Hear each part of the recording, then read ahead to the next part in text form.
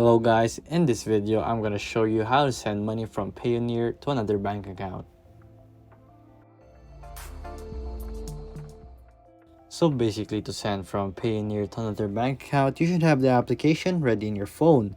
And then all you have to do is go to your actions, and then you'll have to press pay to recipient's bank account. So there you go.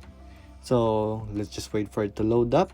And then here all you have to do is add bank details. Then it will redirect you to another page to add bank details for your recipient of its bank account.